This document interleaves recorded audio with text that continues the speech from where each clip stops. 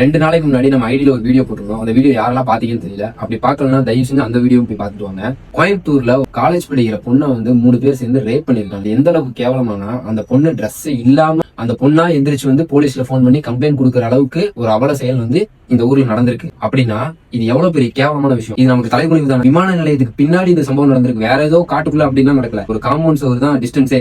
முக்கியமான பாதுகாப்பு கொடுக்கப்பட வேண்டிய இடம் வந்து விமான நிலையம். இங்கதான் பெரிய பெரிய அதிகாரிகள், அரசு அதிகாரிகளும், முதலமைச்சரும், எதிர்கட்சி தலைவரும், எல்லாரும் முக்கியமான தலைவர்கள் எல்லாருமே வந்து போறாங்க. அந்த ஒரு இடத்துக்கு பின்னாடி இந்த ஒரு சம்பவம் நடந்திருக்கு. அங்க பாதுகாப்பு வழங்க வேண்டியது யாரோட பொறுப்பு? ரோந்து பணியில வந்துட்டு நைட் ஆனா வந்து போலீஸ் வந்து எல்லா பக்கமும் போய் குடிக்கிறவங்களையும் ஹெல்மெட் போடலன்னு சொல்லிட்டு ஃபைன் போட்டு எல்லாத்தையும் பிடிச்சிட்டு இருக்காங்க. இங்கெல்லாம் நிக்கிறவங்க ஏன் அங்க போய் நிக்க? யார் மேல தப்பு? இதுவும் இல்லாம இது ரொம்ப முக்கியமான விஷயம் தெரியுமா? இந்த நியூஸ்காரங்க என்ன தெரியுமா போறாங்க? அந்த இடம் வந்து காதலர்கள் வந்து நைட்டு தனிமையில சந்திக்கிறதுக்கு குடிக்கிறவங்க எல்லாருமே வந்து நைட் அங்கதான் குடிச்சிட்டு இருப்பாங்க. செய்தி ஊடகங்கள்ல நம்ம பாக்குறோம்.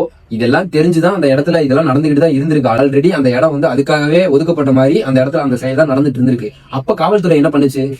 தெரிஞ்சிருக்கல உங்களுக்கு? இதை பத்தி தெரிஞ்சும் அங்க இவ்வளவு நடவடிக்கை எடுக்காத காரணம் என்ன? அங்க எல்லா இடத்துலயும் நீங்க இருந்திருந்தீங்கன்னா இந்த மாதிரி கொடுமைகள் நடந்திருக்குமா? இதுக்கு முழுக்க காரணம் நான் காவலர்களை மட்டும் சொல்லல. அந்த நேரத்துல, இரவு நேரத்துல நம்ம எதுக்கு அந்த இடத்துக்கு போகணும்னு தான் நான் கேட்கிறேன். இரவு நேரங்கள்லாம் இந்த மாதிரி இடத்துக்கு போறத நம்ம தான் தவிர்த்து. அப்படி சொல்றேன்னு கேட்டீங்கன்னா நம்ம தான் காப்பாத்திக்கணும். அரசாங்கம் காப்பாத்தலைன்னா நம்ம தான் காப்பாத்திக்கணுங்கிறத நான் சொல்ல விரும்புறேன். இனி எத்தனையோ இடத்துல பாலியல் தொந்தரவு நடந்துட்டு தான் இருக்கு. நைட்டு 11 மணிக்கு போனதுனாலதான் அந்த பொண்ணுக்கு பாலியல் தொந்தரவு நடந்துச்சுன்னு நான் சொல்றேன். அண்ணா பல்கலைக்கழகத்துல கல்லூரிக்குள்ள ஒரு மாணவி பாலியல் பலாத்காரம் செய்யப்பட்டு கொண்டதும் இதே ஊர்ல தான். காலேஜ்குள்ளேயே இந்த மாதிரி செயல் நடக்கும்போது அது ஒரு நடு காடு. அந்த மாதிரி காட்டு பகுதிக்குள்ள அண்ணாத்துல செல்றதை நம்ம தவிர்த்து இருந்தா இந்த செயல் நடந்திருக்காது அப்படின்றத நான் சொல்றேன்.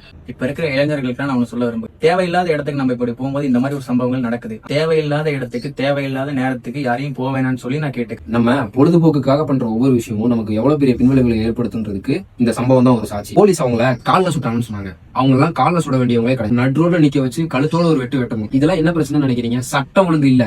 இங்க வந்து கடுமையான சட்டங்கள் கொண்டு வரப்பட்டுச்சுன்னு வச்சுக்கோங்க, பண்றதுக்கு ஒவ்வொருத்தரும் பயப்படுறாங்க. இது 1 2 கிடையாது. காலேஜுக்குள்ள வச்சு நடந்திருக்கு. இன்னைக்கு ஒரு காலேஜ் பொண்ணுக்கு நடந்திருக்கு. ஸ்கூல் படிக்கிற பொண்ணுக்கு நடந்திருக்கு. 5 வயசு குழந்தைய ரேப் பண்ற மாதிரி கேவலமான பிறவைகள் வந்து பூமிக்கு இருக்க பெரிய பாரம். அவங்களுக்கு பயம் வரணும்னா சட்டம் வந்து அவனுக்கு மேல பெரிய தண்டனை கொடுத்து 4 பேர் பாக்குற மாதிரி அவன் எப்ப தண்டனை அனுபவிக்கிறானோ அப்பதான் அவனுக்கு வலிக்கும், உரைக்கும். இது அரசாங்கத்தோட பொறுப்போ இல்ல காவல்துறை அதிகாரிகளோட பொறுப்பு மட்டும் கிடையாது. இது நம்ம ஒவ்வொருத்தரோட பொறுப்போ. நம்ம அந்த மாதிரி இடத்துக்கு போறதை அவாய்ட் பண்ணிக்கிறது நம்ம எல்லாருக்குமே நல்லது. பேசுவோம், பேசிக்கிட்டே இருக்கும்.